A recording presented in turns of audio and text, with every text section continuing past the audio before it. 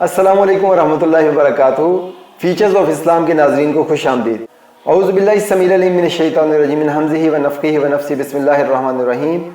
Rabbi इश्रह ली सदरी व यस्सिर ली अमरी वहलुल उक़दतम मिन लिसानी यफ़क़हू क़ौली। अल्लाह सुब्हानहू व तआला कुरान करीम में फरमाते हैं, सूरह अनफ़ाल आयत नंबर 75 के अंदर, वल्लज़ीना आमनू मिन बादु व हाजरू व जाहदू माअकुम फ़उलाइका मिनकुम व उलुल अरहामि बाज़ुहुम औला बिबाज़ फ़ी किताबिल्लाहि इन्नल्लाह बिकुल्लि शैइन अलीम।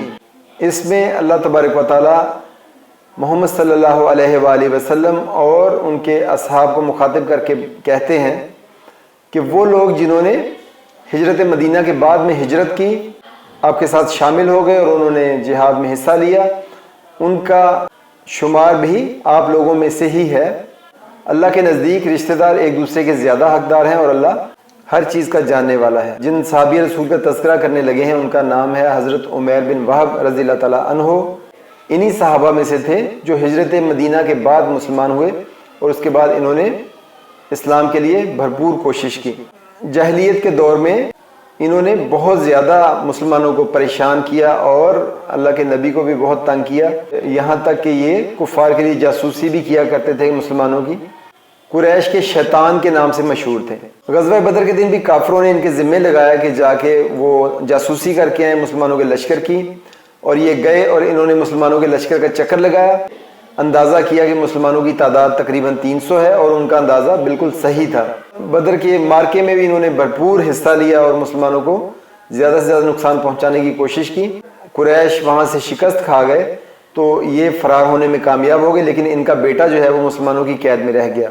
जब ये मक्के वापस पहुँचे तो ये बड़े परेशान थे कि मेरा बेटा मुसलमानों की कैद में रह गया है और मैं मुसलमानों को जिस तरीके से तकलीफ़ें पहुँचाता रहा हूँ वो लाजमी मेरे बेटे से उसका बदला लेंगे। तो इसी परेशानी के आलम में एक दिन वो खाना काबा गए तवाफ़ के लिए और बुतों की पूजा के लिए। तो वहाँ उनकी मुलाकात सफ़वान बिन उमैया से हुई। सफ़वान बिन उमैया कुरैश के बड़े सरदारों में से था। गम और गुस्से में मुब्तला था क्योंकि उसका वालिद उमैया बिन खलफ और उसका भाई अली बिन उमैया वो भी ग़ज़वा बदर के अंदर मारे गए थे। सोच रहा था कि मैं कैसे बदला लूँ और कैसे अपने इंतकाम की आग को ठंडा करूँ। तो ये दोनों साहिबान वहाँ बैठ गए और बैठकर इन्होंने बदर का तज़किरा शुरू कर दिया और उसके बाद उसके अंदर जो लोग मारे गए उनके बारे में बात की, और फिर उसके अंदर जो जो लोग कैद हुए उनको इन्होंने गिनना शुरू कर दिया। और फिर इन्होंने कहा कि जो बदर के कुओं के अंदर इज्तमाई कब्र के अंदर जिन कुफ़ार को डाला गया उनका जिक्र हुआ। सफ़वान बिन उमैया ने कहा कि मुझे तो अब मेरा ज़िंदा रहने का दिल ही नहीं करता कि इन लोगों के दुनिया से चले जाने के बाद। दूसरी तरफ उमैर बिन वहब ने कहा कि अगर मेरे ऊपर बहुत ज़्यादा कर्ज़ का बोझ ना हो और मेरे बच्चे छोटे ना हों कि जिनकी ज़िम्मेदारी है मेरे ऊपर, और मेरा ये ख्याल है कि मेरे बाद उनकी कफ़ालत करने वाला कोई नहीं, तो मैं अभी जाकर नऊज़ बिल्लाह मोहम्मद सल्लल्लाहु अलैहि वसल्लम का काम तमाम कर दूँ। उमैया बिन खलफ ने यह मौका गनीमत जाना। उसने कहा कि उमैर, जितना तुम्हारा कर्ज़ है वो भी मैं अदा करूँगा और तुम्हारे बच्चों की कफ़ालत भी मेरे ज़िम्मे हुई। तुम्हें पता है कि मुझे मालो दौलत की कोई कमी नहीं है और मैं अपने बच्चों के साथ रखकर उनकी भरपूर तरीके से कफ़ालत करूँगा। उमैर बिन वहब ने वादा कर लिया कि ठीक है।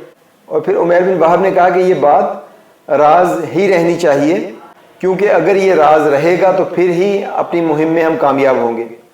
दोनों ने इस बात का अहद किया कि ये बात उन दोनों से बाहर नहीं जाएगी, और वहाँ से उठकर उमैर बिन वहब अपने घर गए और उन्होंने जाकर अपनी तलवार को तेज़ करने का हुक्म दिया और साथ ही उसे जहर आलूद करवाया, और करवाने के बाद अपने ऊँट को तैयार किया और वहाँ से चुपके से निकले मक्का से और मदीना की तरफ रवाना हो गए।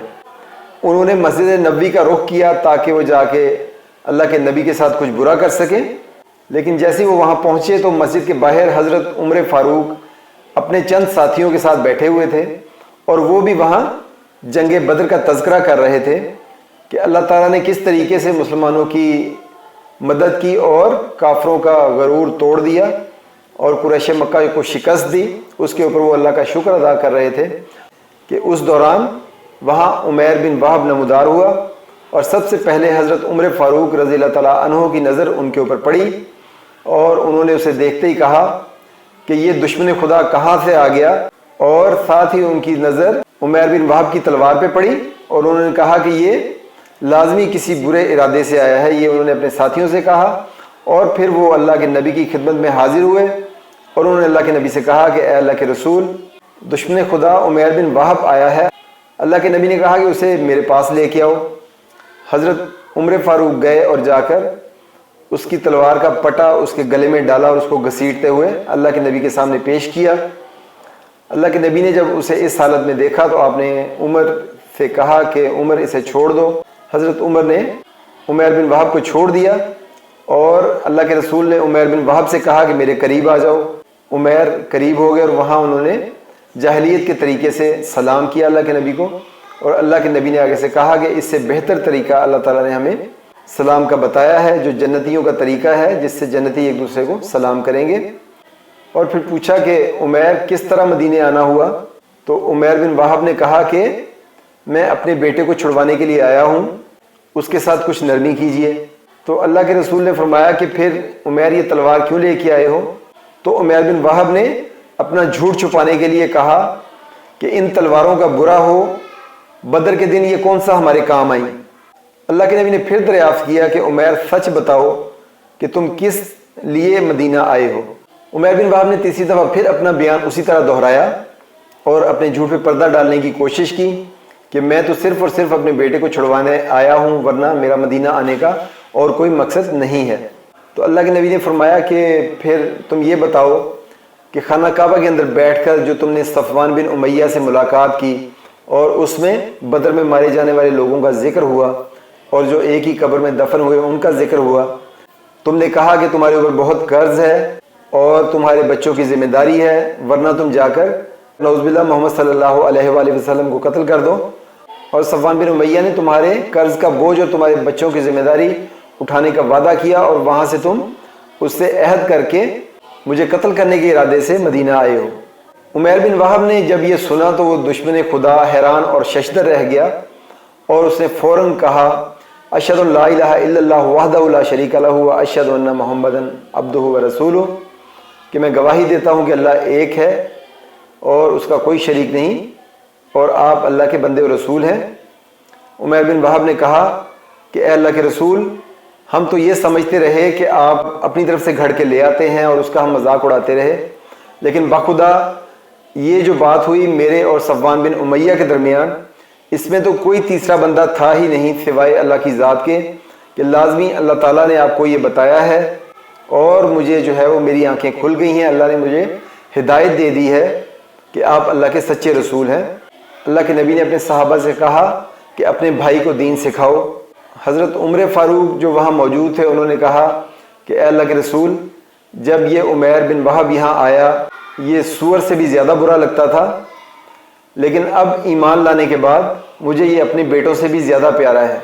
یہ سن کر عمیر بن وہب سوچ میں پڑ گئے کہ یہ کیسا دین ہے، یہ کیسی برداشت ہے کہ میں نے ساری زندگی ان لوگوں کو بہت زیادہ تکلیفیں پہنچائیں، بدر کے دن بھی میں نے ان کا بہت زیادہ مقابلہ کیا اور آج بھی میں اللہ کے نبی کو قتل کرنے کے ارادے سے یہاں آیا، اور انہوں نے ایک کلمہ پڑھنے کے بعد مجھے معاف بھی کر دیا اور مجھے اتنی زیادہ عزت بھی دی، تو اس سے ان کا ایمان اور مضبوط ہو گیا، اور پھر انہوں نے چند دن وہاں رہ کر دین سیکھا۔ دین سیکھنے کے بعد انہوں نے اللہ کے نبی سے درخواست کی کہ اے اللہ کے رسول، مجھے اجازت دیں کہ میں جاؤں اور مکہ جا کر کفار کو اسلام کی دعوت پیش کروں، اگر وہ میری دعوت پہ اسلام لے آئیں تو ٹھیک ہے، ورنہ میں انہیں اسی طرح تنگ کروں جس طریقے سے میں مسلمانوں کو تنگ کیا کرتا تھا۔ اللہ کے نبی نے انہیں جانے کی اجازت دے دی۔ ادھر صفوان بن امیہ جس دن سے عمیر بن وہب مدینہ گیا اسی دن سے وہ بڑے فخر اور غرور کے ساتھ مکے کی گلیوں میں گھوم رہا تھا اور پکڑ پکڑ کے اپنے دوستوں اور رشتہ داروں اور دوسرے لوگوں کو بتاتا کہ ان قریب بہت بڑی خوشخبری آنے والی ہے جس سے تم بدر کی شکست اور اس کے اندر اپنی جو بے عزتی ہوئی ہے اس کا غم بھول جاؤ گے۔ جب زیادہ دن گزر گئے اور اس کا انتظار لمبا ہوتا گیا تو اسے بھی پریشانی لاحق ہوئی، اور پھر اس نے ہر سوار سے اور ہر ایک بندے سے پوچھنا شروع کر دیا کہ عمیر بن وہب کا کیا ہوا۔ بالآخر ایک سوار نے اسے بتایا کہ عمیر بن وہب تو مسلمان ہو چکا ہے اور وہ وہاں مدینے میں دین سیکھ رہا ہے۔ جب یہ سنا تو صفوان بن امیہ بہت زیادہ غمزدہ ہوا اور اس نے قسم اٹھائی کہ میں آج کے بعد کبھی عمیر بن وہب سے بات نہیں کروں گا۔ उधर जैसे ही उमैर बिन वहब मक्के पहुँचे तो उन्होंने आकर वहाँ पे इस्लाम की दावत पेश की और उसके लिए उन्होंने दिन रात एक कर दिया ताकि वो अपने गुनाहों का कफ़ारा भी अदा कर सके। और उनकी दावत पे बहुत से लोगों ने इस्लाम कबूल किया, क्योंकि ग़ज़वा बदर के बाद बहुत से लोगों के दिल तब्दील हो चुके थे। लिहाजा उमैर बिन वहब चंद हफ्ते की मेहनत के बाद एक बहुत बड़ा काफ़िला लेकर अल्लाह के नबी की खिदमत में मदीना रवाना हुए। उसके बाद उमैर बिन वहब ने हर जगह हर मौके पर दीन के लिए जद्दोजहद की और अल्लाह के नबी के साथ जिहाद में शिरकत की। फ़तह मक्का के दिन भी उन्होंने भरपूर तरीके से अपने रिश्तेदारों और दोस्तों को दीन की दावत दी। और जब उन्हें पता चला कि सफ़वान बिन उमैया वहाँ से फ़रार हो गया है अल्लाह के नबी के खौफ से, तो उन्होंने अल्लाह के नबी के पास गए और उनसे सफ़वान बिन उमैया के लिए अमान तलब की। अल्लाह के नबी ने अमान दे दी और फिर वो उसे ढूंढने निकले और उसे ढूंढ के वापस लेके आए अल्लाह के नबी के पास। सफ़वान बिन उमैया ने अल्लाह के नबी से पूछा कि ए अल्लाह के रसूल, उमैर बिन वहब कहता है कि इसने आपसे मेरे लिए अमान तलब की है। अल्लाह के नबी ने फरमाया कि ये सच कह रहा है। फिर सफ़वान बिन उमैया ने कहा कि आप मुझे 4 महीने की मोहलत दें कि मैं सोच विचार कर लूँ। अल्लाह के नबी ने कहा कि ठीक है, तुम्हें मोहलत दी। उसके बाद थोड़ी देर सफ़वान बिन उमैया ने सोचा और फिर वो कलमा पढ़कर दायरा इस्लाम में दाखिल हो गया। उसके ईमान लाने पर उमैर बिन वहब रज़ी अल्लाह तआला अन्हु बहुत खुश हुए। अल्लाह के नबी के दुनिया से रहलत फरमा जाने के कुछ अरसे के बाद उमैर बिन वहब भी अल्लाह के हुज़ूर पेश हो गए। अल्लाह ताला की हज़ारों रहमतें और बरकतें हों उमैर बिन वहब रज़ी अल्लाह तआला अन्हु पे। वमा अलैना इल्लल बलागुल मुबीन। अगर आपको ये वीडियो अच्छी लगी है तो इसको लाइक कर दें, शेयर कर दें और चैनल को सब्सक्राइब कर लें ताकि आने वाली वीडियोज़ आपको मिलती रहें। और अगर कोई क्वेश्चन हो तो आप कमेंट सेक्शन में पूछ सकते हैं।